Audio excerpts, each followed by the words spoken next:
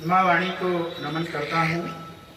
मंच पर मंगलमय उपस्थिति आदरणीय योगेंद्र बहादुर सिंह, हम सबके बहुत ही लोकप्रिय गीतकार, ओज के वरिष्ठ हस्ताक्षर, हिंदी सभा के महामंत्री श्रीमान रजनीश जी की उपस्थिति है।